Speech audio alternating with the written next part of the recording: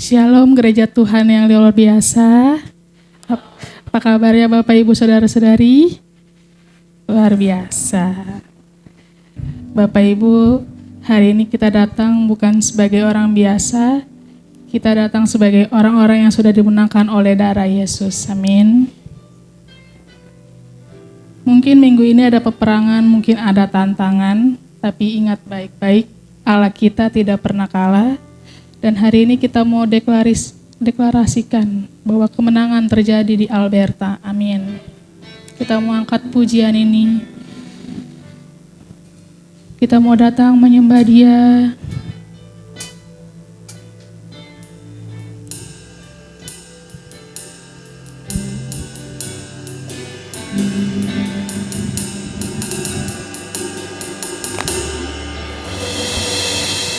Ku menyembah dalam kudus hadirat-Mu, hampiri tata kasih karunia-Mu Bapa.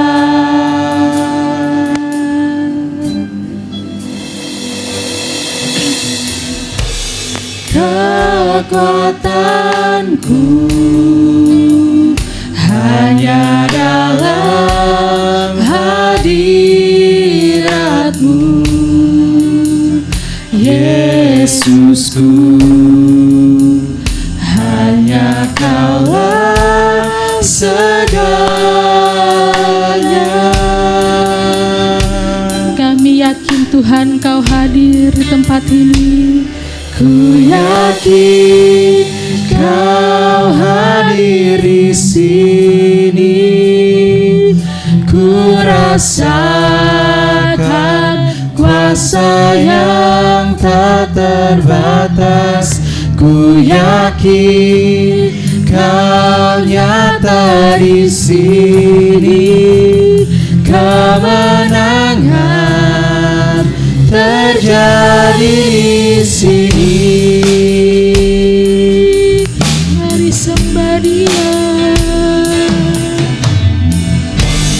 Ku menyembah dalam kudus hadirat-Mu, hampiri tata kasih karunia-Mu Bapa.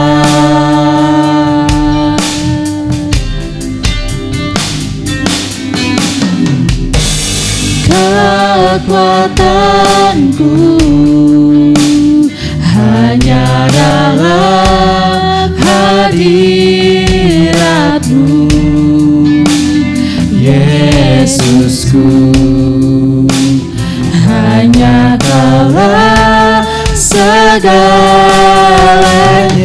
Kami yakin Tuhan Engkau hadir di tempat ini. Ku yakin Kau hadir di sini. Ku rasakan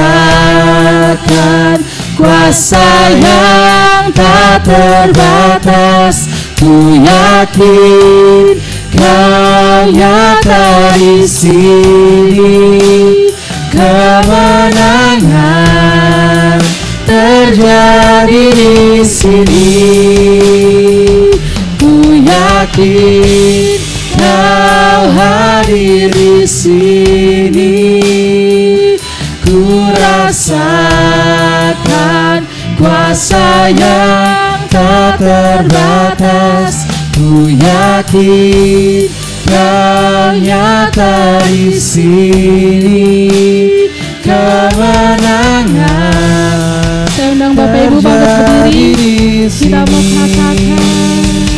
Ku yakin Kau hadir di sini. Ku rasakan kuasa yang tak terbatas. Ku yakin Kau nyata di sini. Kemenangan terjadi di sini. Segenap jiwa kami, Jiwaku memujimu. Sungguh besar Kau Yesusku. Segenap hatiku menyembahmu. Kau besar, Kau besar. segenap jiwa kami, Segenap jiwaku memujimu. Sungguh besar Kau Yesusku. Segenap hatiku menyembahmu. Kau besar, Kau besar, Kau besar, Kau besar.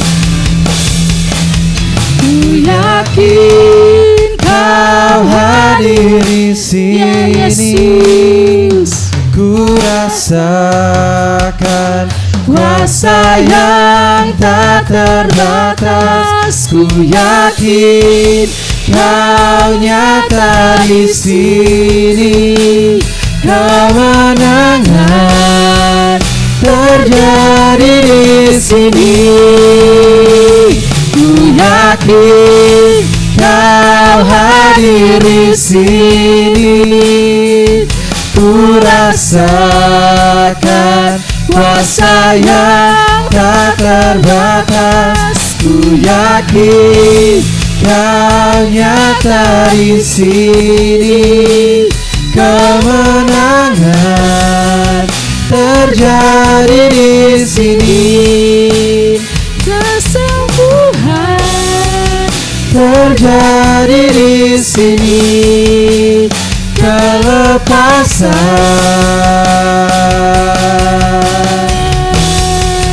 terjadi di sini. kemuliaan Tuhan Yesus.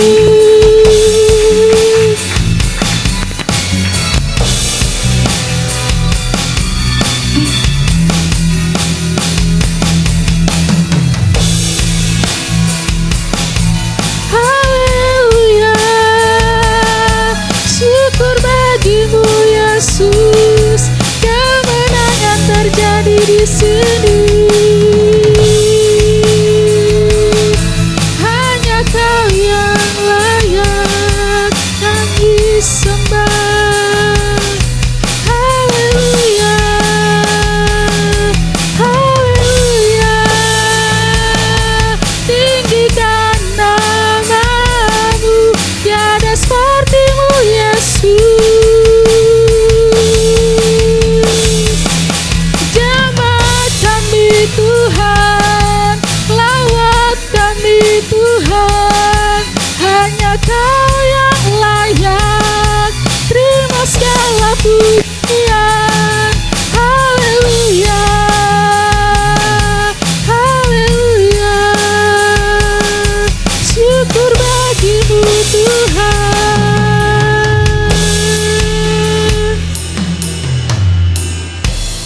Kau hadir di sini. Ku rasakan kuasa yang tak terbatas.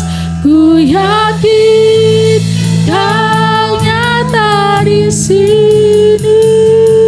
Kemenangan Terjadi di sini. Ku yakin Kau hadir di sini. ya Yesus, kami Ku merindukanmu. rasakan kuasa yang tak terbatas. Ku yakin Kau nyata di sini. Kemenangan terjadi di sini.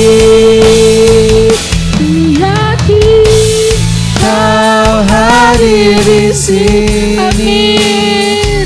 Ku rasakan kuasa yang tak terbatas. Ku yakin Kau nyata di sini, kemenangan terjadi di sini, kemenangan terjadi di sini, kesembuhan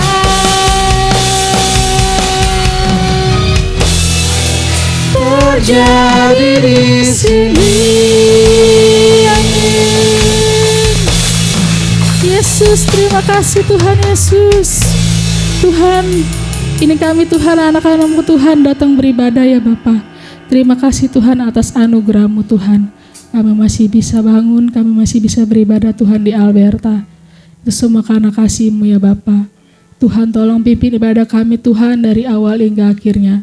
Biarlah Engkau saja yang bertata di atas setiap pujian dan penyembahan kami Tuhan.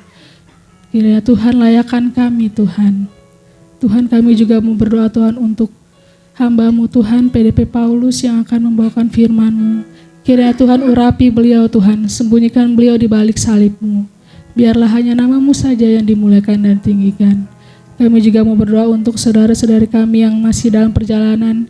Kiranya Tuhan pimpin mereka Tuhan, tibakan mereka dengan selamat tanpa kurang satu apapun di Alberta ya Bapa.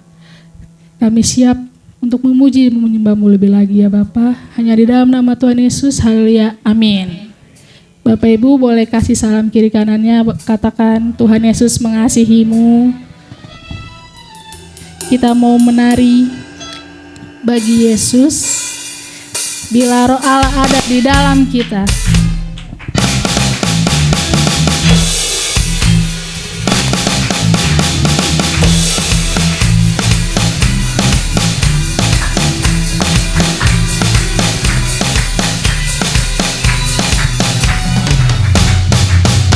Bila Roh Allah ada di dalamku, bukan menari seperti tidak menari. Bila Roh Allah ada di dalamku, bukan menari seperti tidak menari. Bukan menari, bukan menari, bukan menari seperti tidak menari. Bukan menari, bukan menari, bukan menari seperti tidak menari.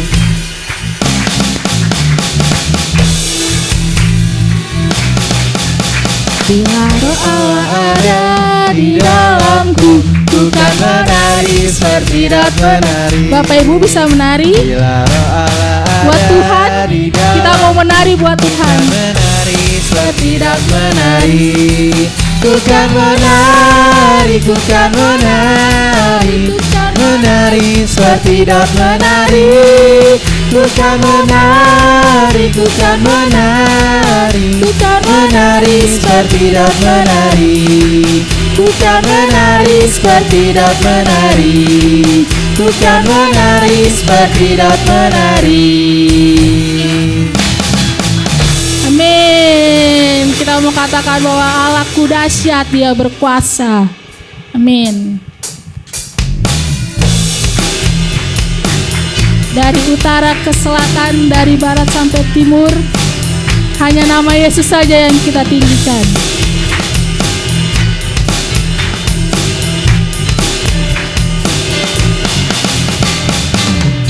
Dari utara ke selatan, terdengar pujian bagi Allah. Dari barat sampai ke timur, nama Yesus disanjung tinggi. Dari pulau-pulau, lembah-lembah, gunung-gunung yang tinggi, kemuliaannya disaksikan, kebesarannya diceritakan. Yesus, Yesus, nama Yesus, nama Yesus disanjung tinggi. Dari pulau-pulau, lembah-lembah, gunung-gunung yang tinggi. Allahku dahsyat berkuasa, seluruh bumi sujud menyembah. Tinggikan namamu, Allahku Allahku dahsyat berkuasa, suruh bumi sujud menyembah, tinggikan namamu.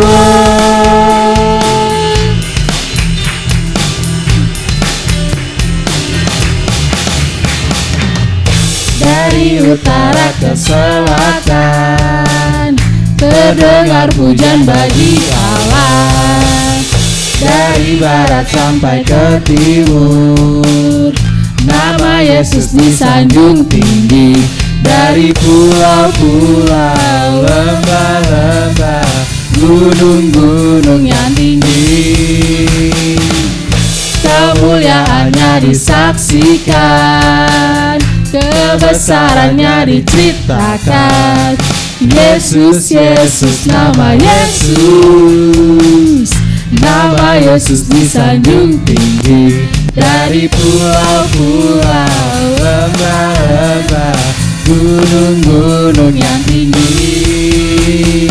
Allahku dahsyat berkuasa, suruh bumi sujud menyembah, tinggikan namamu. Allahku dahsyat berkuasa, suruh bumi sujud menyembah, tinggikan namamu. Allahku dahsyat berkuasa, suruh bumi sujud menyembah, tinggikan namamu. Allahku dahsyat berkuasa, suruh bumi sujud menyembah, tinggikan namamu.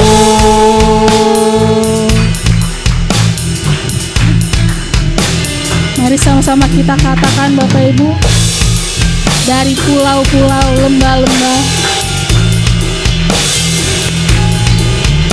dari pulau-pulau, lembah-lembah, gunung-gunung yang tinggi.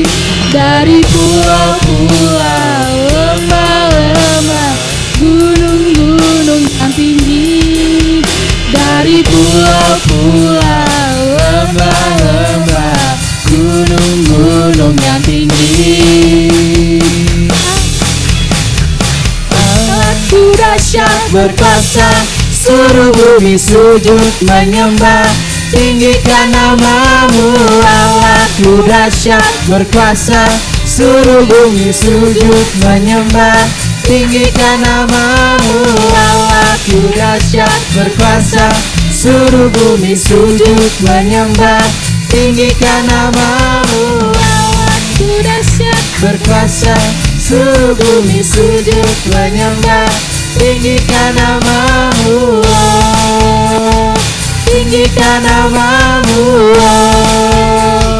tinggikan namamu. Allahku dahsyat. Amin. Beri kemuliaan buat Yesus.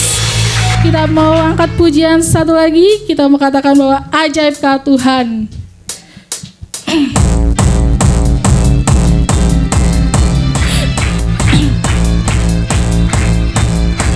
Tak terbayang kebesaran-Mu Tuhan, dan tak terbanding kekuatan-Mu.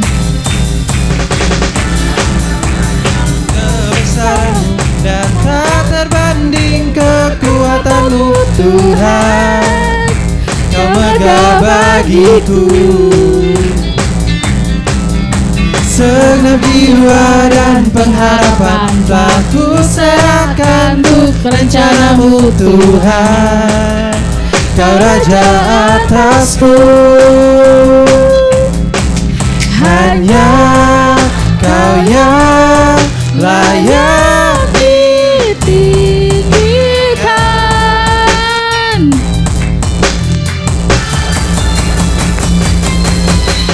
Ajaib Kau Tuhan, agung dan perkasa.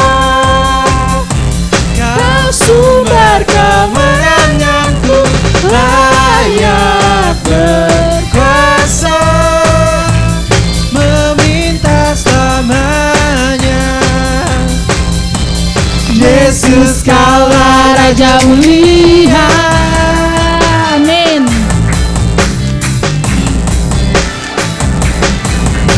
Tak terbayang kebesaran-Mu dan tak terbanding kekuatan-Mu Tuhan, Kau megah bagiku.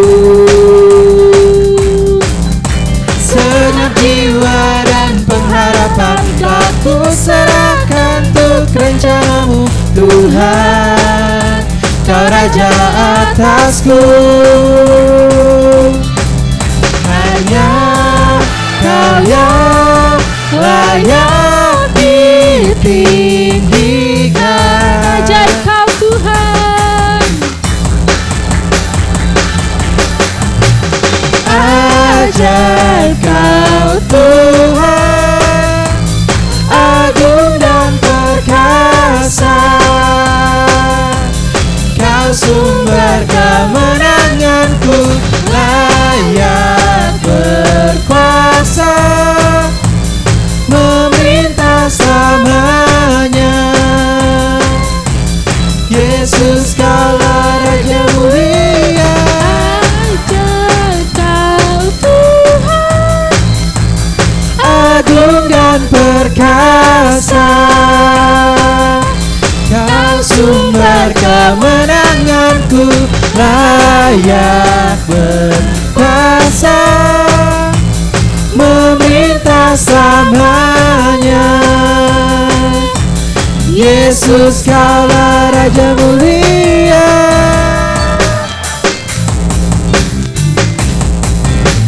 Raja mulia,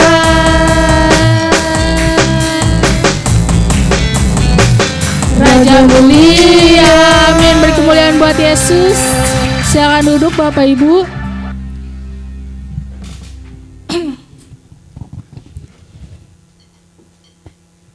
Kita mau siapkan hati kita menyambut firman-Nya.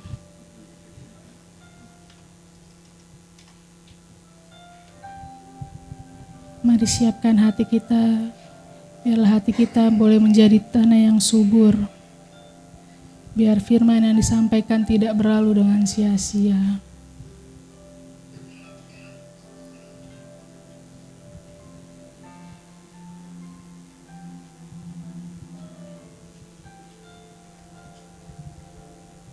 Di dalam segala keadaan apapun, di dalam segala setiap musim, Tuhan Yesus tetap hadir menyertai anak-anak-Nya.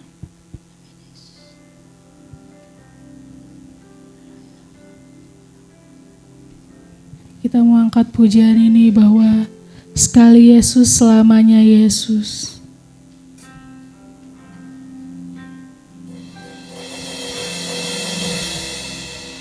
Segala keadaan, waktu berlimpah maupun kurang, tetap Yesus yang mempesona hatiku. Dia beri damai dan kesempatan baru. Di setiap musim kehidupan, waktu berlimpah maupun lemah, tetap Yesus yang mempesona hatiku. Dia beri hidup dan kesempatan baru. Sekali Yesus, selamanya Yesus. Harapanku takkan goyah, karena kasih-Nya sekarang ku ada. Oh Yesusku, ku cinta Kau selamanya.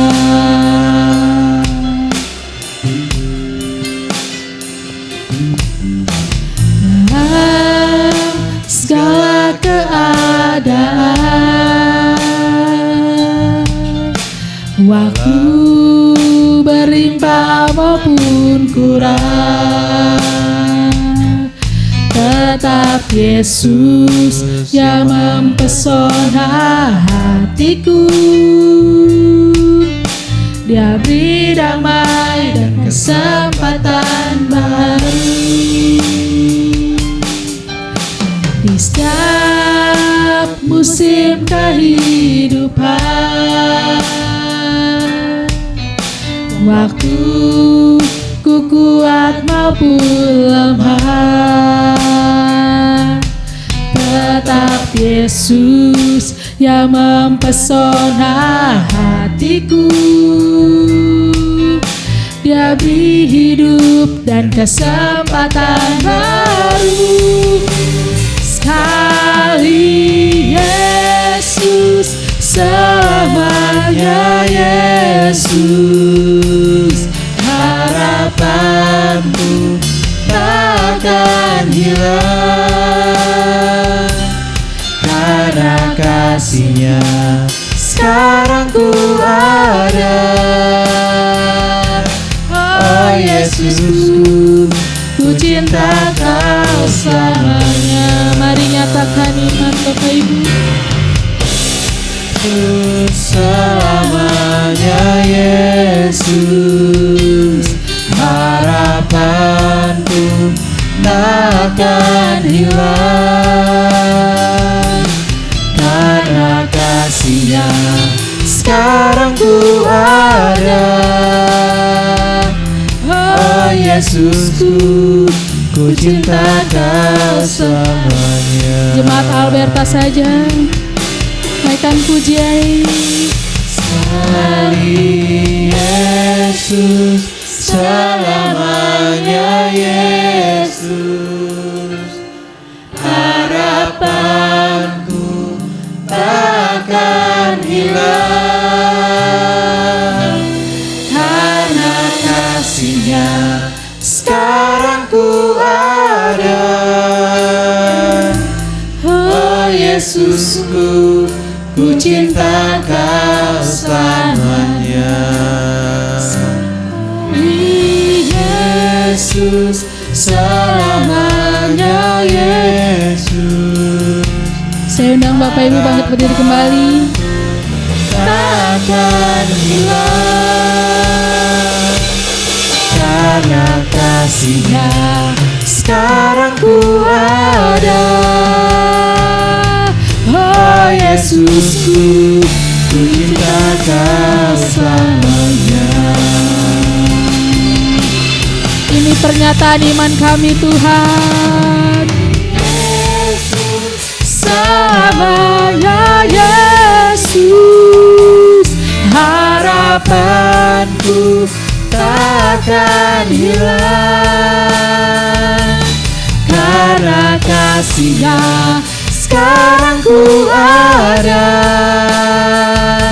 Oh Yesusku, ku cinta Kau selamanya. Sekali Yesus, selamanya. Amin Yesus. Harapan kami hanya di dalam takkan hilang, karena kasih-Nya sekarang ku ada. Oh Yesusku, ku cinta Kau selamanya. Saya undang Bapak PDP Paulus. Sekarang ku ada. Oh Yesusku, ku cinta Kau selamanya. Karena kasih-Nya sekarang ku ada.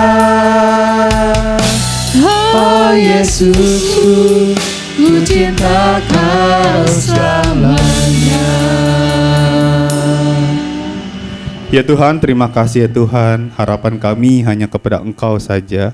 Untuk itu ya Tuhan, Kau tolong kami ya Tuhan, untuk kami mampu memahami setiap firman pesan yang Kau sampaikan oleh hamba-Mu ini ya Tuhan. Sehingga pada saat kami keluar dari tempat ini, kami mau diutus Tuhan menjadi pembawa kabar baik ya Tuhan. Dan kami mau meneruskan kedamaian yang kami terima di tempat ini ke tempat di luar sana ya Tuhan.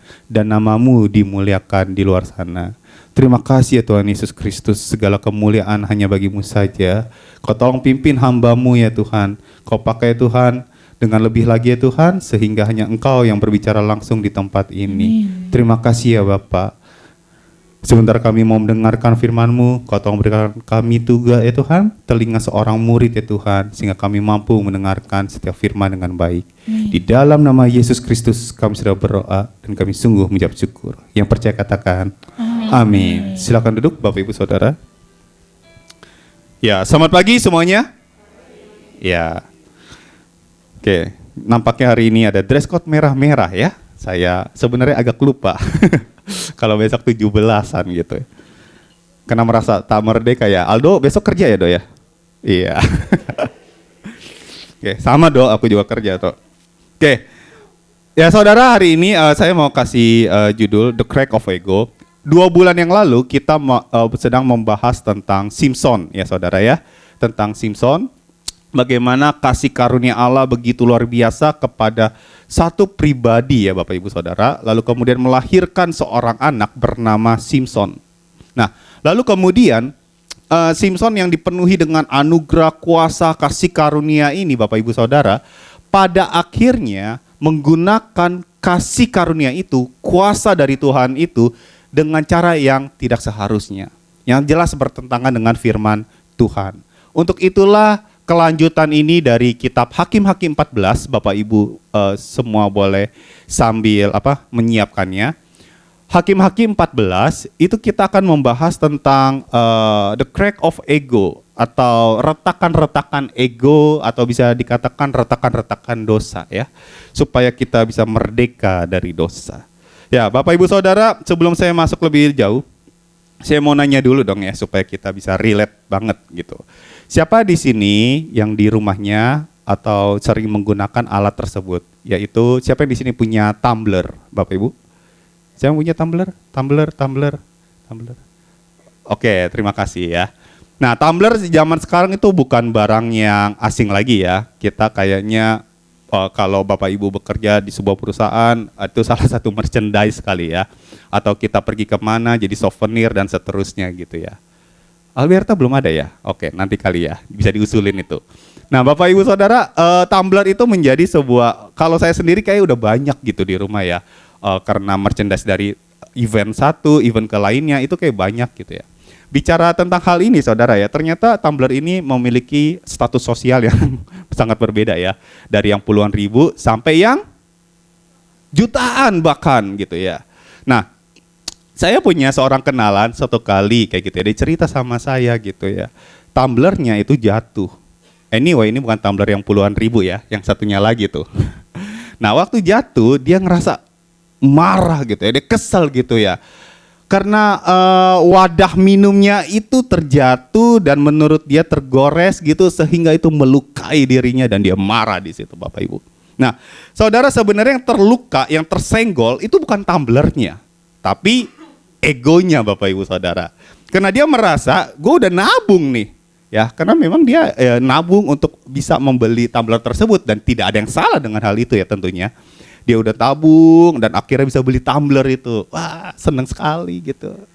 Ada yang nyenggol gitu kan ya. Gak peduli dia orang tua, dia gak peduli itu anaknya sendiri, pokoknya dia kesel, dia marah gitu ya. Kenapa? Karena merasa ini gue udah berjuang untuk mendapatkannya, tapi kok orang lain memperlakukannya dengan cara yang tidak baik gitu kan ya. Dan akhirnya yang tersenggol bukan tumblernya, sekali lagi, yang terluka bukan tumblernya, tapi egonya. Karena merasa dia berhak untuk marah di saat dia sudah mencapai satu titik bisa membeli tumbler tersebut Bapak Ibu. Nah, di sini mungkin terkesan kayaknya ya itu kan manusiawi ya. Saya sendiri jujur punya satu barang yang mungkin kalau kesenggol sama istri saya bisa pelototin juga kayak gitu kan ya. Cuman kan dia jago melototin balik ya, dipelototin lagi kayak gitu kan ya. Nah, akhirnya pelototan aja gitu kan ya. Misalkan kayak sepatu saya keinjek dia langsung sing kayak gitu ya. Nggak peduli di mall, dimanapun, even di gereja, saya pelototin aja gitu. Nah, apalagi kalau gini kan ada jarak ya, jadi agak jauh. Saudara, bagaimanapun juga kita memang punya suatu barang yang kita mungkin merasa udah berjerih lelah mendapatkannya. Lalu kemudian kita merasa sayang sekali gitu ya. Cuman masalahnya ada yang keterlaluan rasa sayang terhadap barang tersebut sehingga membuat dirinya itu bisa jadi yang memberhalakan kayak gitu ya. Dikit-dikit marah, waktu barang tersebut itu rusak atau dirusaki oleh orang lain. Makanya nggak heran cerita seorang bapak yang memukul anaknya di saat anaknya itu membantu membersihkan mobilnya, mungkin tuh mobil baru juga, dengan kawatan gitu ya, yang spons tapi kawat gitu, dia bantu bersihin gitu ya. Nah bisa jadi itu ada dua respon. Bapak itu marah besar gitu ya, karena dia udah berjuang tentunya, atau bahkan ya memeluknya dengan penuh air mata tentunya gitu ya. Nah saudara, lagi-lagi yang saya mau katakan, semuanya itu bicara tentang ego pada dasarnya. Nah, retakan ego ini seringkali tidak langsung terlihat dari luar ya. Dia nggak langsung meledak menjadi sebuah dosa besar. Retakan-retakan ini tuh seperti retakan di dalam rumah kita. Saya kalau pulang ke rumah tuh kayak ada retakan sehelai rambut, Bapak Ibu Saudara. Kalau itu dibiarkan terus-menerus, saya diemin terus-menerus, maka retakan tersebut menjadi dalam, menjadi lebar, lama kemudian menjadi hancur di bagian-bagian tertentu. Lah kalau didiemin terus-menerus, maka akan terjadi retakan-retakan yang lainnya. Dan bisa hancur pula sebuah bangunan sekalipun dia kokoh, Bapak Ibu Saudara. Kenapa? Karena itu bisa merusak dan gak diurusin. Kira-kira kayak gitu. Nah untuk itulah saya kasih judul The Crack of Ego. Karena memang hakim yang besar ini, yang punya kuasa kekuatan yang luar biasa, anyway superhero di zaman dulu ternyata sudah ada ya. Nanti kita bisa lihat salah satu kekuatan dari Simpson ini Bapak Ibu Saudara ya. Bagaimana ia bisa mencabik-cabik seekor singa. Nah dia dikaruniai oleh Tuhan dengan hal-hal yang baik, tetapi dia menggunakan dengan cara yang tidak baik. Untuk memahami lebih dalam, yuk kita baca dulu Hakim-Hakim 14 ayat 1 sampai ke 3. Saudara boleh baca ya, saya tidak tampilkan di depan. Kita mau baca bersama bagian yang ini. Hakim-Hakim 14 ayat 1 sampai yang ke 3. Mari kita baca bersama. 3, 2, 1. Simpson pergi ke Timna dan di situ ia melihat seorang gadis Filistin.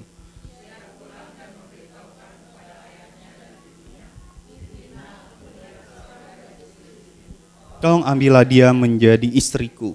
Tetapi ayahnya dan ibunya berkata kepadanya, tidak adakah di antara anak-anak perempuan sanak saudaramu atau di antara seluruh bangsa kita seorang perempuan?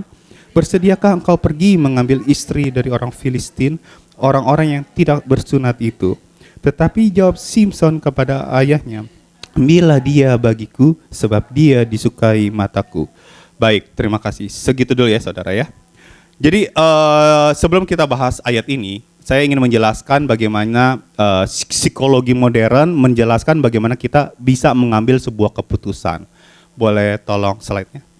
Ya, jadi saudara ya, dalam mengambil sebuah keputusan, kita tuh kayak seperti ada dua sistem. Saya memberikan analogi ini seperti rem dan gas di dalam sebuah kendaraan atau di sebuah mobil. Ya, sistem satu kita boleh sebut pedal gas, di mana kita ya istilahnya kalau zaman sekarang ngegas gitu ya saudara ya. Jadi saat digoda oleh sesuatu, oleh kemenarikan sebuah dosa gitu ya, kita cepat emosional mengambil sebuah keputusan yang instan. Nah itu ngegas tuh, pedal gas. Tapi ada sistem kedua, waktu kita mengambil keputusan, dia sifatnya tuh seperti rem, pedal rem. Lambat, dia mempertimbangkan baik buruknya, kemudian mempertimbangkan dengan nilai-nilai yang telah dibangun selama ini, Bapak Ibu Saudara. Jadi dua ini saling berkaitan kayak gitu. Lalu kemudian, boleh tolong next.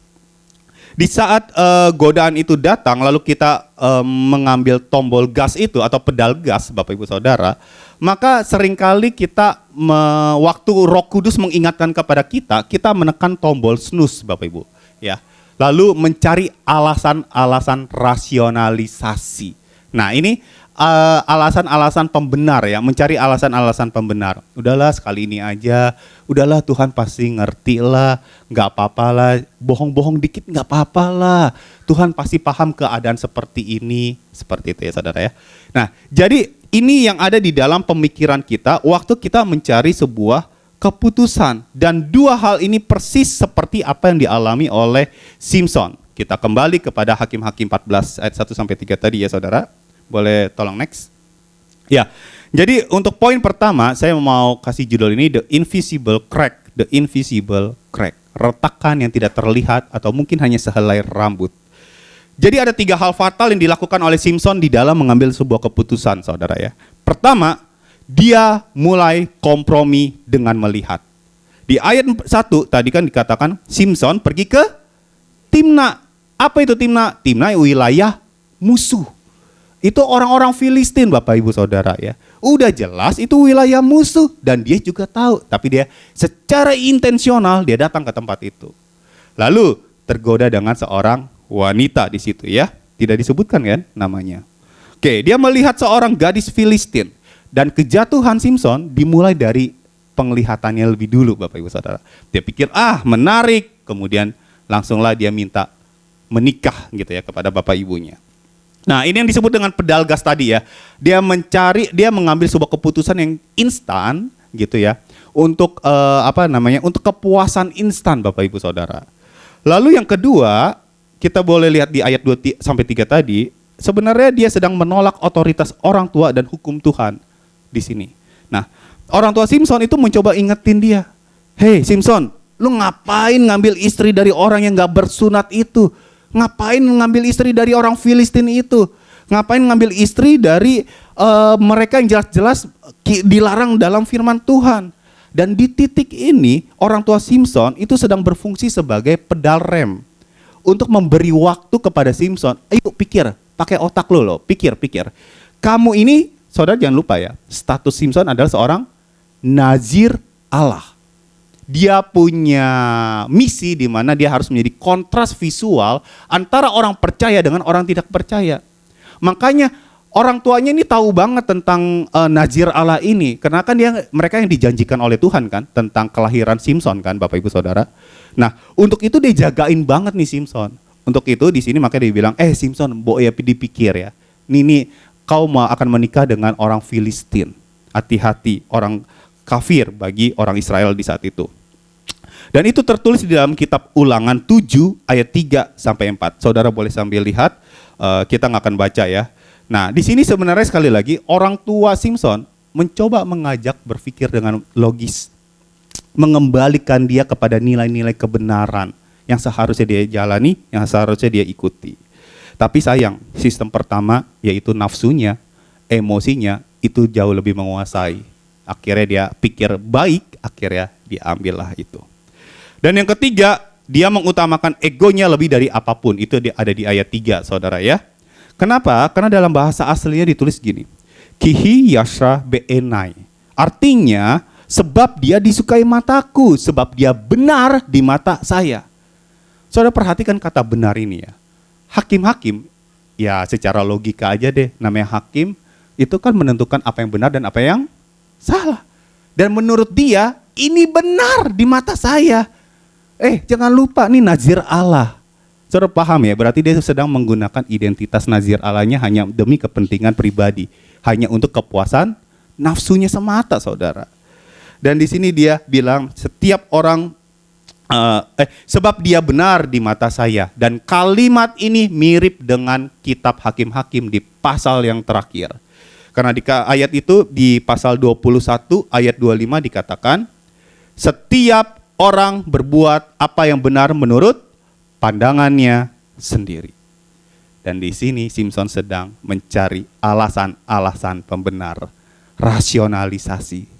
Gak apa-apa Tuhan, dia benar kok di mata saya. Siapa saya? Nazir Allah. Ya dia benar di mata saya, berarti benar di mata Tuhan juga dong. Gak apa-apa lah, dia ngomong ke bapak emaknya kemungkinan. Nah Bapak Ibu Saudara, inilah yang akhirnya menjadi sebuah kehancuran. Anyway, kehancuran Simson tidak dimulai waktu dia potong rambut, waktu dia botak gitu loh saudara. Banyak orang yang mengira seperti itu. Kehancuran Simson dimulai dari kompromi-kompromi kecil seperti yang dilakukan saat ini. Dia ke wilayah musuh, dia pikir ada cewek cakep, dia nafsu, lalu dia ambil. Bapak Ibu Saudara, perlu diketahui. Waktu dia melihat wanita ini, itu tidak lebih dari kata nafsu. Tidak ada cinta di dalamnya. Kalau dia dengan melihat Delila di pasal berikutnya, ini nanti saja saudara ya. Hanya saja saya mau infokan. Waktu dia melihat Delila, dia jatuh cinta. Jelas, clear. Cuma ditipu aja. Tapi dia jatuh cinta. Giliran yang ini, dia nggak ada cinta. Hanya nafsunya saja. Dikuasai oleh nafsunya saja. Sangat mungkin dia sudah sering melakukan hal ini ya Bapak Ibu. Makanya dia kayak ngegas aja, dia nggak mikir panjang, dia nggak peduli dengan otoritas regulasi yang harus dilakukan sebagai nazir Allah. Saudara, boleh tolong next slide ya. Sebagai anak Tuhan, harusnya kita punya nilai kehidupan. Dan nilai kehidupan kita adalah kebenaran firman Tuhan. Amin Bapak Ibu? Itu ya dan amin. Sama halnya dengan Simson. Harusnya firman Allah itulah yang menjadi standar kebenaran. Nah, hanya saja standar itu kemudian bergeser. Karena keinginannya lebih kuat. Nafsunya itu lebih kuat Bapak Ibu Saudara. Lalu kemudian identitas dia yang harusnya menjadi nazir Allah, menjadi orang yang pembeda. Saudara perlu diketahui, dia itu menjadi nazir Allah karena bangsa Israel di saat itu benar-benar terlena dengan yang namanya dosa. Mereka menikmati dosa sampai satu titik mereka tidak minta ampun sama Tuhan. Padahal siklus di kitab Hakim-Hakim itu selalu ada bangsa Israel ada di mana mereka bertobat. Tetapi konteksnya di dalam kisah Simson, mereka tidak bertobat. Mereka menikmati dosa. Makanya butuh satu figur namanya Simson. Simsonnya juga memiliki identitas yang bergeser dari yang seharusnya. Sehingga gaya hidupnya apa Bapak Ibu? Gaya hidupnya kompromi. Makanya dia mudah sekali Bapak Ibu Saudara untuk bisa melihat wanita cantik kemudian dia ambil saja demi memuaskan nafsunya pribadi. Saudara, ini suatu hal yang sangat perlu kita pahami ya. Pertanyaan sekarang kepada diri kita adalah, yang mengendalikan kita itu nafsu kita atau Roh Kudus? Karena itu yang menentukan gaya hidup kita pada akhirnya Bapak Ibu Saudara. Kita memiliki nilai kebenaran firman Tuhan, ya dan amin. Tetapi kalau kita tidak menjalaninya, maka identitas kita akan bergeser saudara. Sama seperti Simson. Maka akhirnya gaya hidup kita jadi kompromi. Kita harusnya menjadi beda di tengah dunia. Firman Tuhan kan juga berkata apa? You are the light of the world. Kamu terang dunia. Terang itu tuh harus di atas, harus terlihat berbeda. Engkau harus menerangi dunia ini.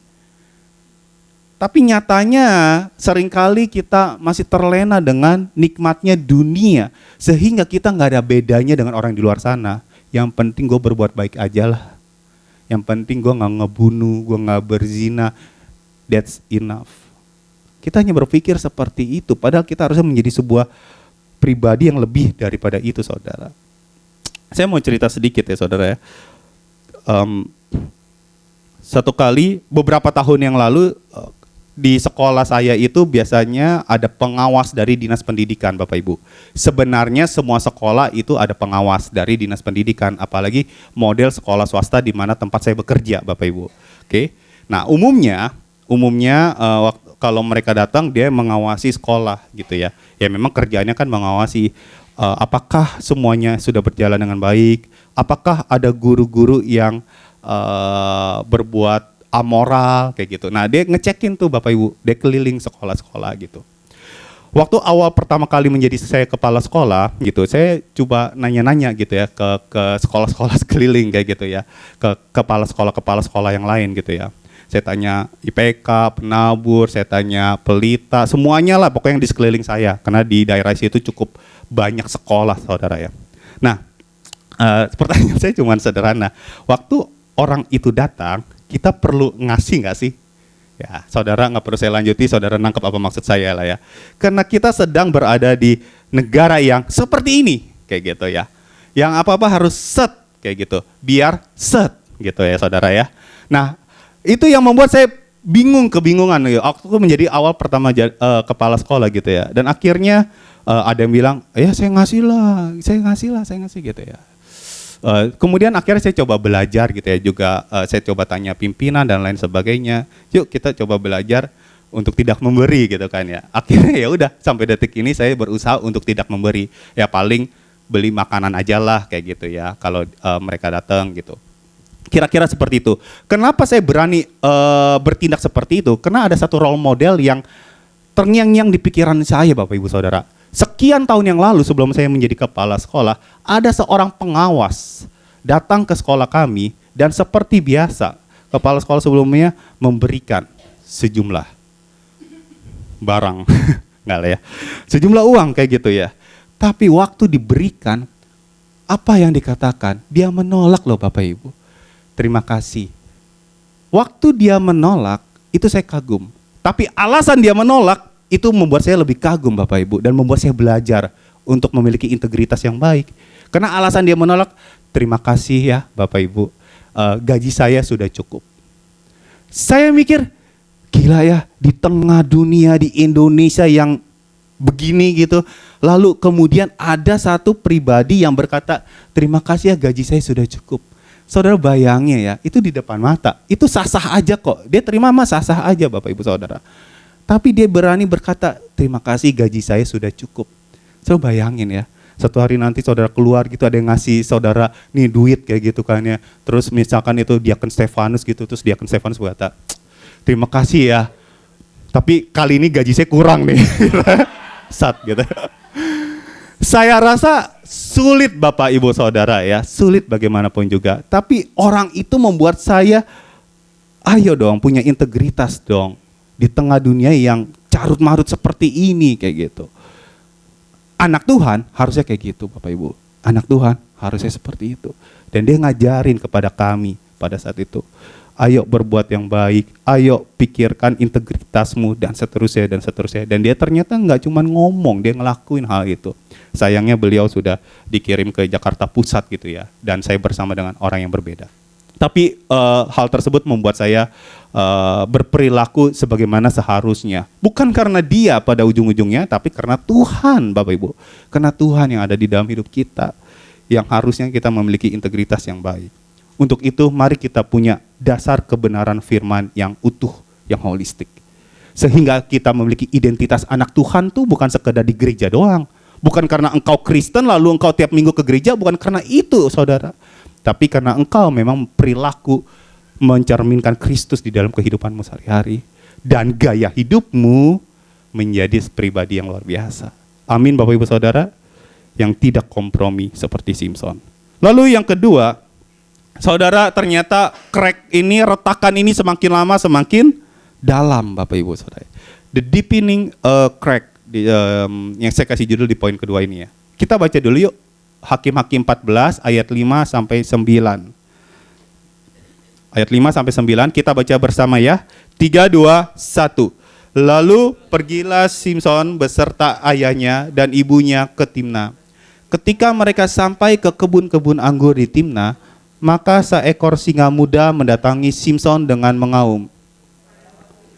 Kuasalah roh Tuhan atas dia, sehingga singa itu dicabiknya seperti orang mencabik anak kambing, tanpa apa-apa di tangannya. Tetapi tidak diceritakannya kepada ayahnya atau ibunya apa yang dilakukannya itu. Maka pergilah.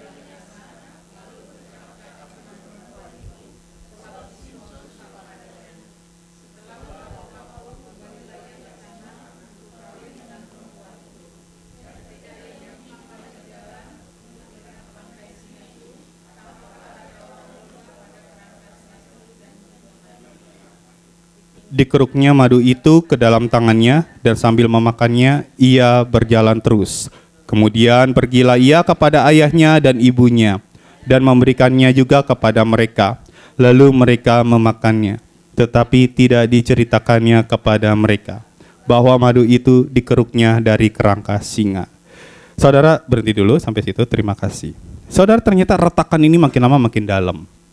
Ya, saudara sebenarnya kan ini ceritanya cuman Simson suka sama perempuan, minta sama bapaknya untuk datang itu cewek lah, untuk mau menikah, sebatas itu. Tapi kenapa perlu ada ayat 5-9 ini? Seolah-olah ingin menekankan sesuatu firman Tuhan ini Bapak Ibu Saudara. Ya, karena kita boleh melihat bagaimana kuasa dari Tuhan ini begitu luar biasa kepada Simson sehingga ia mampu mencabik-cabik si singa tersebut. Ya, sehingga singa itu dicabiknya seperti orang mencabik anak kambing gitu ya.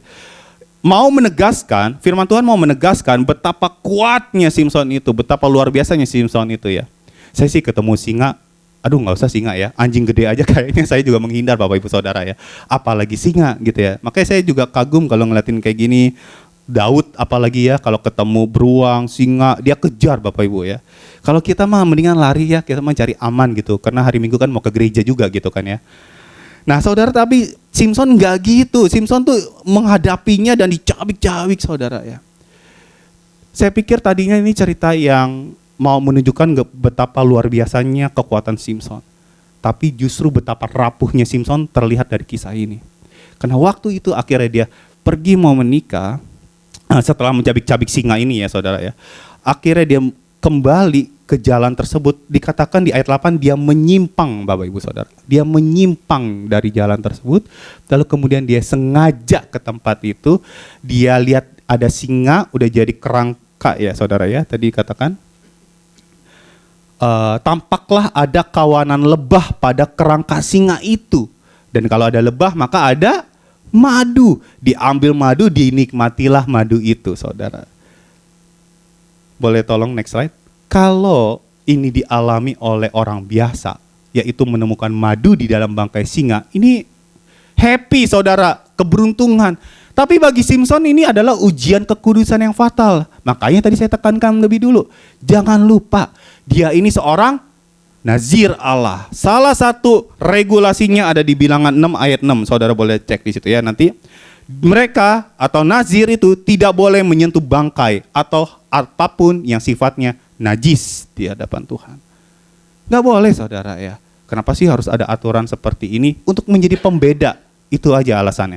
Untuk menjadi pembeda. Supaya itu kelihatan ada kontras visual Bapak Ibu Saudara. Di tengah bangsa Israel yang carut marut di saat itu. Yang senangnya menikmati dosa. Makanya butuh kontras visual. Tapi sayangnya ya, di ujian seperti ini malah Simson sembunyi-sembunyi.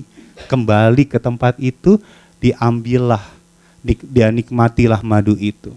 Jadi ini saudara, bukan perkara, lah kalau gitu kita nggak boleh makan madu dong. Pengganti gula apa dong, kayak gitu ya. Saudara, ini bukan masalah madunya saudara. Tapi masalah letak madu itu ada di mana. Yaitu di bangkai singa. Dan itu lebih gilanya lagi, Simson mengambilnya, makan, terus ngapain saudara? Kasih orang tuanya. Dia nggak kasih tahu tuh dari mana kayak gitu. Orang tuanya tuh ngerti tentang regulasi yang harus dilakukan oleh seorang Nazir. Tetapi dia nggak mau kasih tahu. Kenapa? Ya dosa. Dosa lebih baik dinikmati sembunyi-sembunyi dong. Nah saudara, ini yang dilakukan oleh Simson saudara.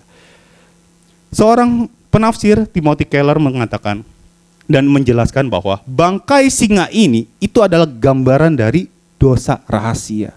Dan dosa itu seringkali menawarkan madu yang sangat manis, Bapak Ibu. Nikmat dan menyenangkan. Tapi di awal, karena madu yang manis itu membawa kita kepada maut kalau kita biarkan terus-menerus. Boleh tolong next? Untuk itu Bapak Ibu, madu apa yang sering kita nikmati secara sembunyi-sembunyi? Sekali lagi ya, bukan masalah madunya, tapi letak madunya itu ada di mana. Saya rasa saya nggak perlu panjangi bagian yang ini ya. Cuman coba dipikirkan ya, paling tidak ada 3 hal yang saya ingin jabarkan sedikit. Apakah itu madu pornografi? Karena seringkali pornografi itu mudah diakses ya, kalau zaman sekarang. Lalu kemudian kita diam-diam, sembunyi-sembunyi, sama seperti yang dilakukan oleh Simson ini. Atau uang haram seperti yang saya ceritakan tadi, ada aja orang-orang yang menerimanya kayak gitu ya, udahlah yang penting keluarga terpenuhi, tercukupi dan lain sebagainya. Atau apapun itu juga Bapak Ibu. Madu apa yang masih kita nikmati secara sembunyi-sembunyi?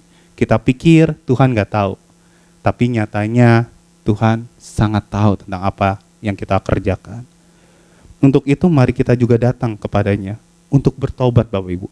1 Yohanes 1 ayat 9 dikatakan apa? Jika engkau mengakui dosamu, maka Allah adalah Allah yang setia. Dia Allah yang adil, dia akan menyucikan kita. Begitu besar kasihnya kepada kita, sampai ia mau menunggu. Sampai kita yang datang kembali. Untuk mengakui seluruh dosa kita. Mari kita mau belajar Bapak Ibu Saudara. Dan jangan menyembunyikan madu-madu ini. Karena kompromi-kompromi kecil seperti ini sebenarnya yang kemudian mengikis urapan Tuhan kepada Simson. dan mengikis urapan-urapan kita juga Bapak Ibu Saudara, kalau kita biarkan terus-menerus. Dan hati-hati karena kalau dibiarkan retakan ini akan semakin dalam. Terakhir, yang ketiga, akhirnya retakan itu menjadi meledak Bapak Ibu ya, the bursting crack. Ini ayatnya cukup panjang Saudara ya, tapi saya rasa kita perlu memahami kisah ini secara holistik. Untuk itu tetap kita baca. Yang wanita boleh ayat genap, yang pria ayat ganjil ya. Dari ayat 10 sampai yang ke-20. Oke. Yang wanita ayat genap, yang pria ganjil. Mari kita baca. 3, 2, 1.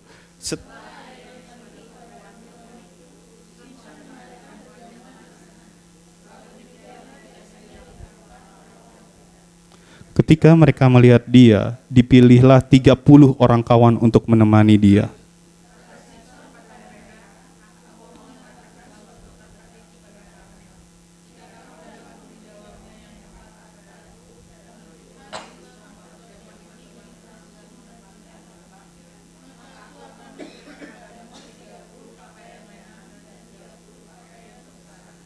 Tetapi jika kamu tidak dapat memberi jawabnya kepadaku, maka kamulah yang harus memberikan 30 pakaian dalam dan 30 pakaian kebesaran kepadaku. Kata mereka kepadanya, katakanlah teka-tekimu itu supaya kami dengar.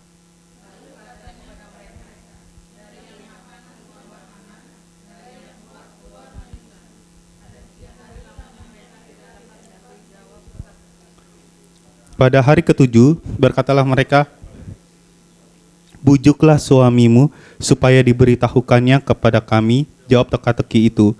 Kalau tidak, kami akan membakar engkau beserta seisi rumah ayahmu. Apakah engkau mengundang kami untuk membuat kami menjadi miskin? Tidak, bukan?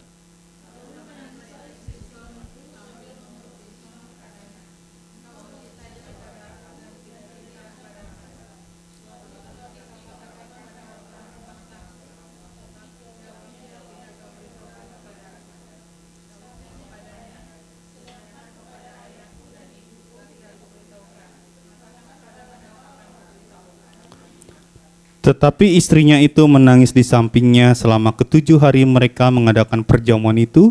Pada hari yang ke7 diberitahukannya lah kepadanya, karena ia merengek-rengek kepadanya. Kemudian perempuan itu memberitahukan jawab teka-teki itu kepada orang-orang sebangsanya.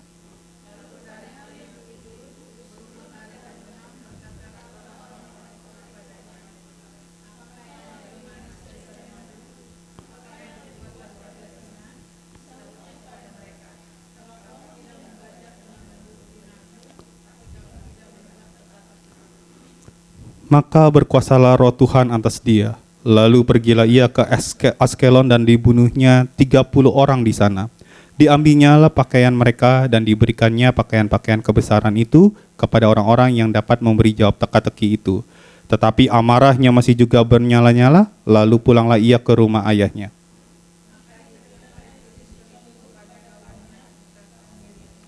Baik, terima kasih. Saudara akhirnya mengenaskan ya.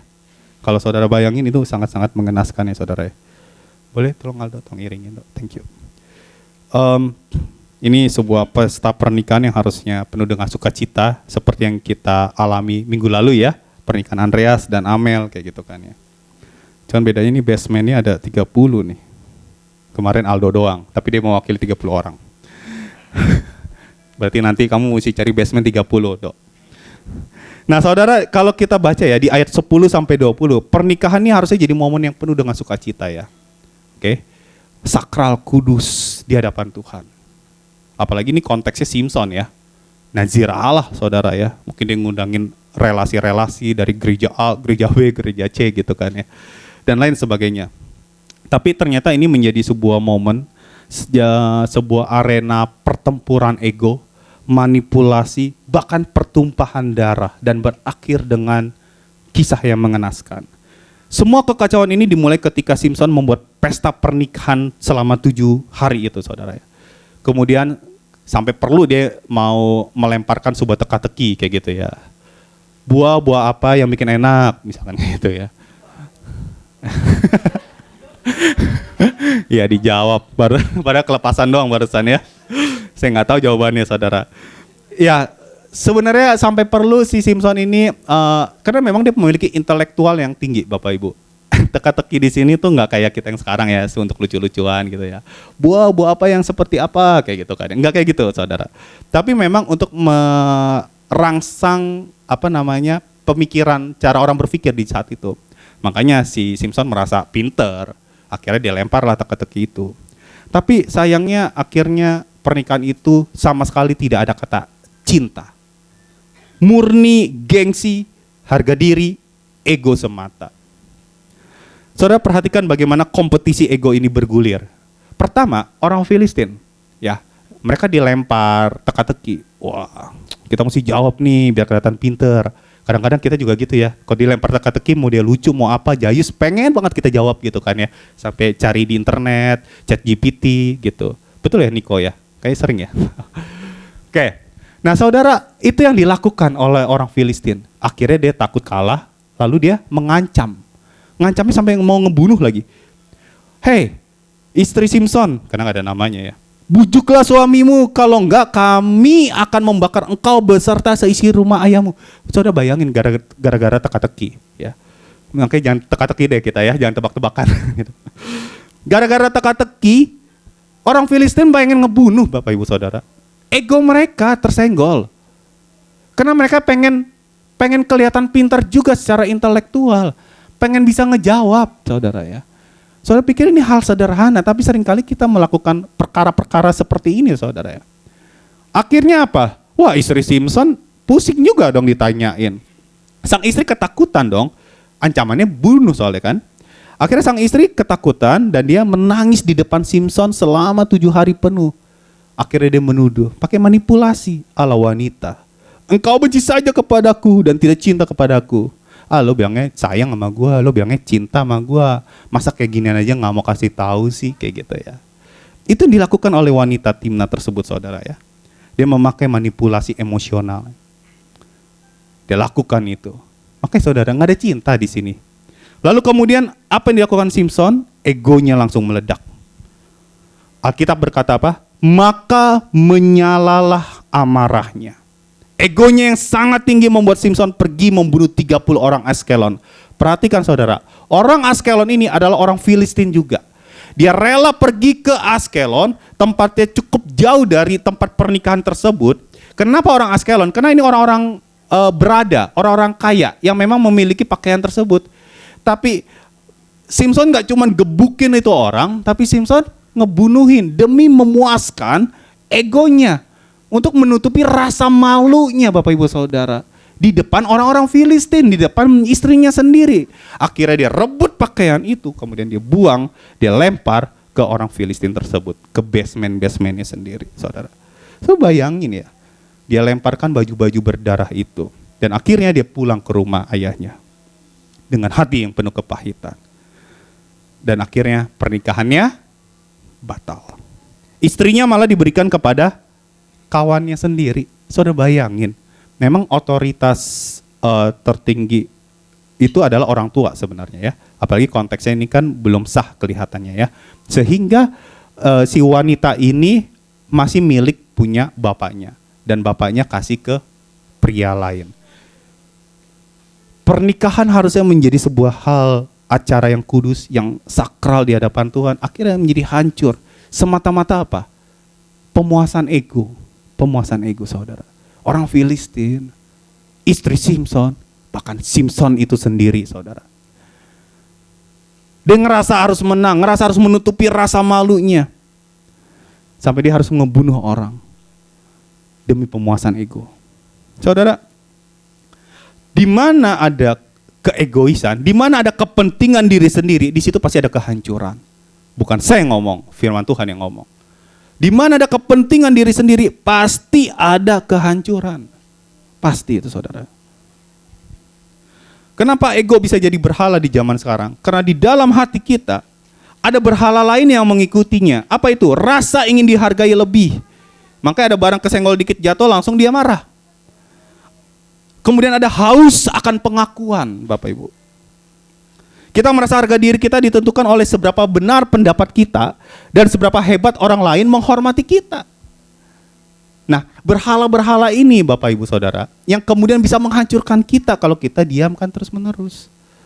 Dan banyak orang-orang zaman sekarang ini, demi kepuasan egonya, kemudian dia hidupnya hancur Bapak Ibu.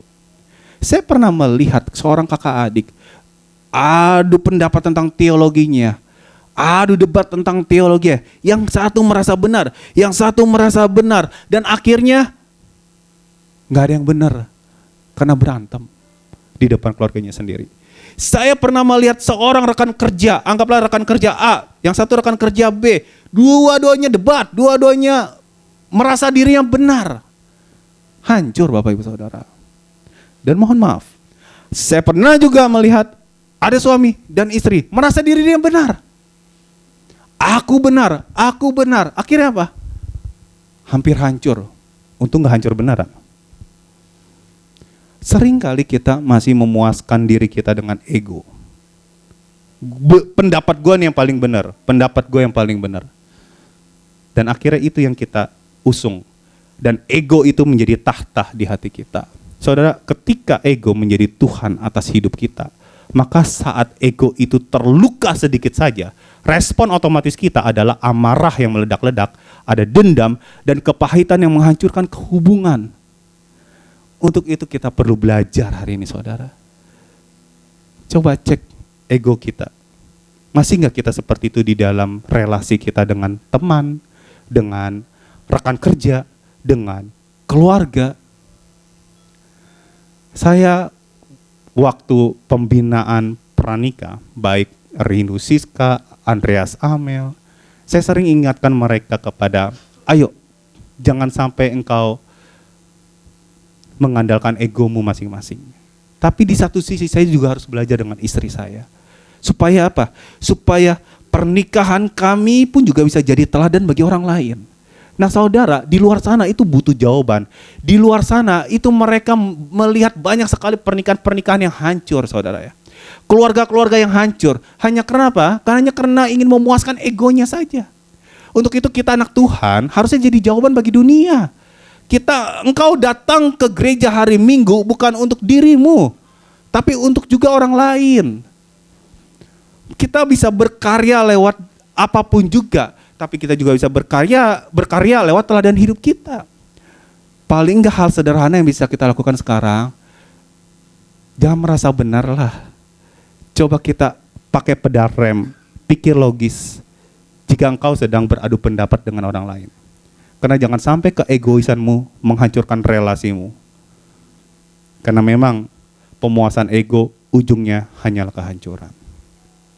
Saudara mungkin berkata, Paulus kamu ngomong mah enak aja ya, namanya juga khotbah. Iya. Simpson justru adalah satu pribadi yang perlu kita pelajari dan pahami lebih dalam. Kenapa? Karena terlihat sekali betapa rapuhnya manusia. Dia menjadi penyelamat yang gagal. Dia menjadi hakim yang gagal. Orang dia melihat apa yang benar di matanya saja, itu kan dikendalikan nafsunya sama mata Bapak Ibu Saudara. Untuk itu, puji Tuhannya apa? Kita punya Yesus. Boleh tolong next slide. Kita punya Yesus yang bisa menjawab seluruh permasalahan kehidupan kita. Dalam kehendak Simpson, dia berkata apa? Sebab dia benar di mata saya. Egonya bertahta di hatinya. Tapi Kristus mengajarkan kita, bukan kehendakku, melainkan kehendakmu. Itu sebuah ketaatan mutlak. Tolong pahami ini Bapak Ibu. Waktu Yesus berkata, bukan kehendakku, melainkan kehendakmu yang terjadi. Itu manusiawinya yang berbicara. Jadi ini bicara tentang ketaatan yang memang perlu dia usahakan juga. Bukan bicara tentang keilahiannya Bapak Ibu Saudara. Enggak, karena dia sudah menanggalkan keilahiannya. Dia 100% manusia, 100% juga Allah. Tapi waktu dia berkata seperti itu, ya dia 100% manusia. Artinya sebagai manusia dia mampu kok berkata, bukan kehendakku, tapi biarlah kehendakmu yang terjadi. Amin Bapak Ibu Saudara.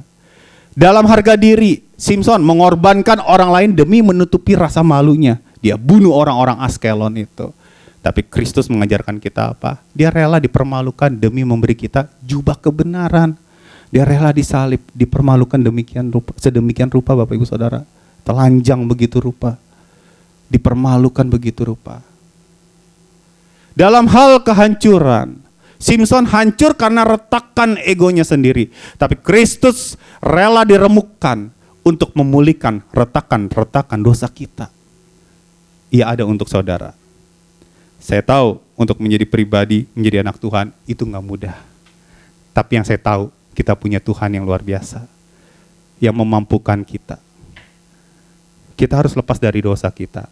Sehingga dosa tersebut tidak membuat retakan-retakan di bagian kehidupan kita yang kemudian membawa kita kepada kehancuran. Kita perlu beresin itu Bapak Ibu. Kita perlu datang kepadanya sehingga tidak ada madu yang tersembunyi lagi yang kita nikmati. Kita mau bertobat untuk hal itu. Kau hanya perlu datang ke tangan Tuhan saja. Dan di sisi lain juga, mari bawa egomu itu ke kaki salib Yesus itu. Kita nggak mampu, tapi biarlah Tuhan yang memampukan kita. Sehingga pernikahanmu, keluargamu, relasimu menjadi berkat bagi orang-orang di luar sana. Amin saudara. Terpujilah nama Tuhan. Mari kita berdoa. Tuhan Yesus, kami mengaku ya Tuhan, seringkali hidup kami menuruti ego. Kami masih sering menikmati dosa rahasia. Kami berpikir orang lain gak tahu tentang apa yang kami kerjakan. Tapi hari ini kami disadarkan kembali ya Tuhan, betapa pentingnya untuk mengakui di hadapan-Mu, sehingga kami dimerdekakan dari dosa.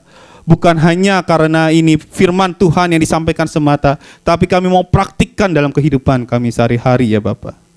Terima kasih Tuhan, untuk salib-Mu, di mana Engkau rela dihancurkan agar retakan dalam hidup kami disembuhkan, serta kami juga diampuni. Terima kasih Tuhan. Hari ini kami serahkan ego kami ke dalam tangan-Mu. Kami mau tinggalkan kompromi kami, dan kami mau jadikan Engkau sebagai Raja atas seluruh hidup kami. Terpujilah nama-Mu. Di dalam nama Yesus kami sudah berdoa dan kami mengucap syukur. Yang percaya katakan, amin. Tuhan Yesus memberkati.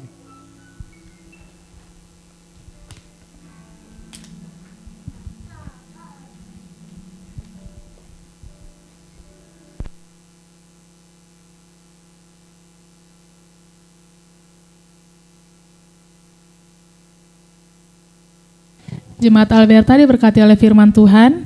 Amin. Atas nama Ibu Gembala dan seluruh Jemaat Alberta, kami mengucapkan terima kasih atas pelayanan PDP Paulus. Tuhan Yesus memberkati Bapak beserta istri. Amin. Saya mengundang untuk pelayanan kolektan, untuk maju ke depan. Kita mau memberikan persembahan yang terbaik bagi Tuhan.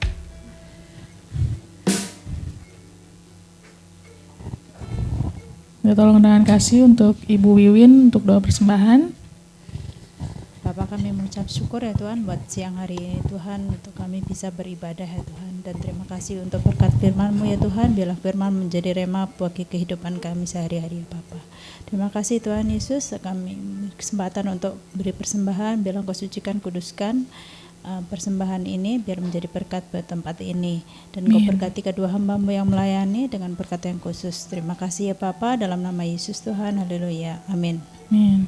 Kita akan menyaksikan warta sepekan Alberta.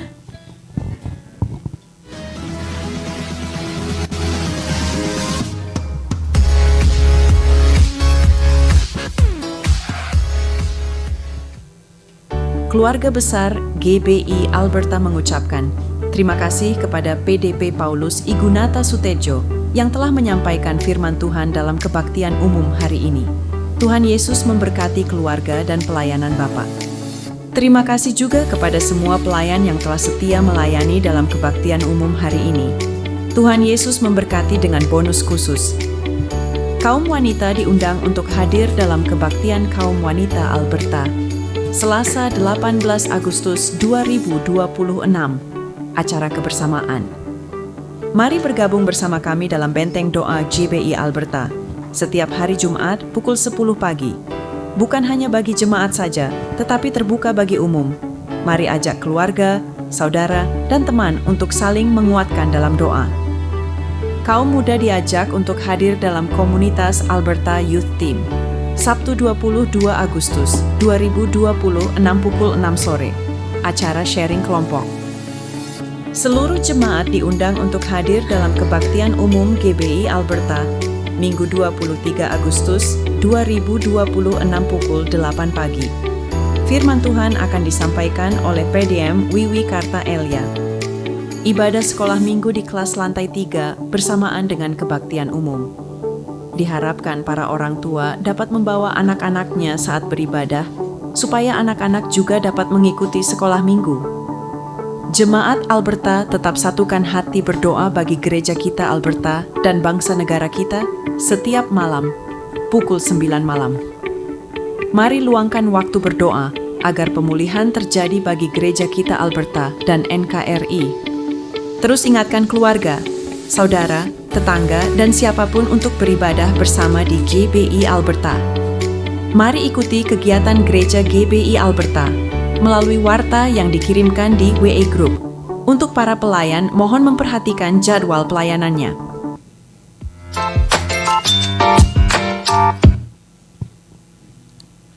Amin. Saya mau mengundang Bapak Ibu bangkit berdiri.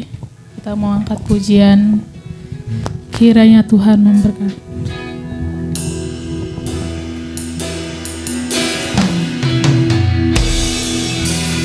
Kiranya Engkau memberkati aku berlimpah-limpah dan memperluas daerahku.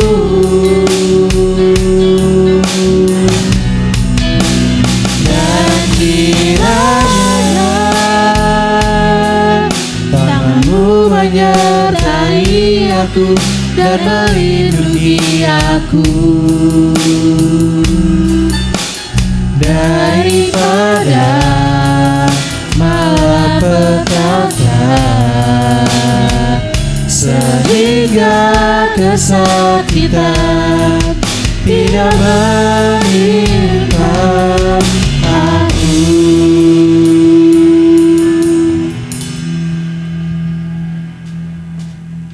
Bapa kami yang di surga, kami mengucap syukur untuk ibadah yang indah pada pagi hari ini Tuhan.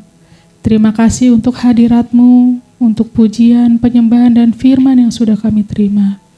Sekarang kami bawa setiap doa kami ya Bapa. Tuhan Yesus, kami mau berdoa Tuhan untuk hamba-Mu PD Paulus Tuhan.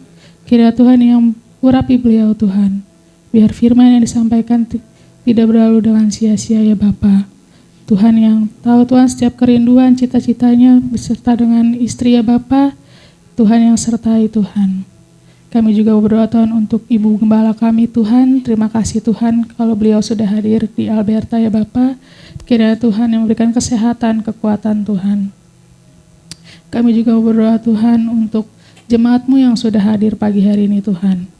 Kiranya Tuhan yang lawat dari barisan terdepan hingga barisan yang akhir ya Tuhan. Tidak ada satupun yang terlewat dari antara kami ya Bapa. Kami juga pulang tidak seperti kami datang ya Bapa. Kami mau melakukan firman-Mu ya Tuhan. Kami mau menanggalkan keegoisan kami Tuhan. Kami mau taat kepadamu Tuhan. Kami mau tunduk di hadapan-Mu ya Bapa. Kiranya Tuhan berikan kami kerendahan hati ya Bapa. Ketulusan Tuhan supaya kami boleh berkenan di hadapan-Mu ya Bapa. Tuhan Yesus, kami juga berdoa Tuhan untuk jemaat-Mu mungkin ada yang sedang sakit Tuhan. Kiranya Tuhan yang sembuhkan, Tuhan yang jamah Tuhan. Adapun juga jemaat-Mu yang sedang berbeban berat Tuhan, sedang mengalami masalah, kiranya Tuhan berikan kelegaan. Tuhan yang memberikan jalan keluar Tuhan dari setiap masalah kami. Kami percaya Tuhan tidak akan meninggalkan anak-anak-Nya yang berharap padanya Tuhan. Tuhan Yesus, kami juga berdoa Tuhan untuk ibadah setiap komisi minggu sepekan nanti ya Bapa. Untuk ibadah KW, EYT Tuhan dan komisi pemuda ya Bapa. Kiranya Tuhan yang pimpin Tuhan setiap ibadah Alberta ya Bapa. Biarlah apa yang kami lakukan, apa yang kami kerjakan semuanya hanya untuk kemuliaan nama-Mu saja ya Tuhan. Kami juga mau berdoa Tuhan untuk bangsa Indonesia Tuhan. Terima kasih Tuhan untuk 1 tahun.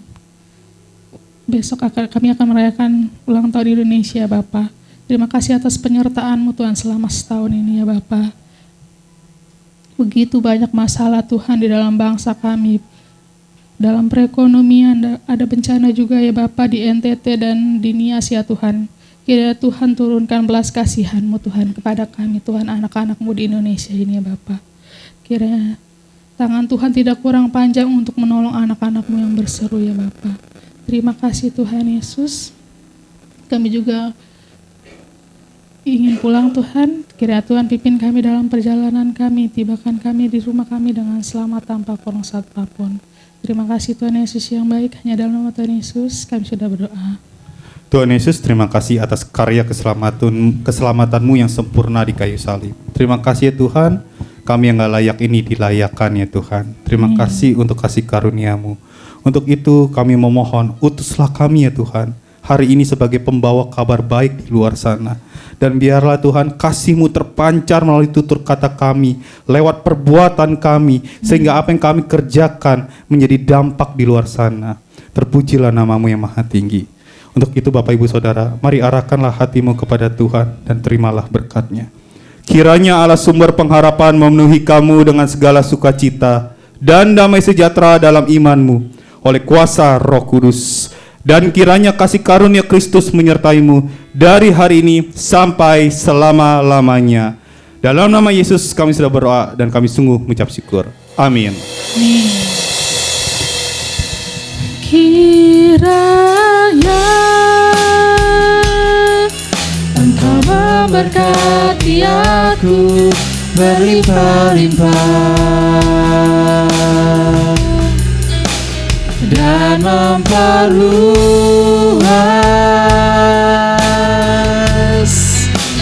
daerahku,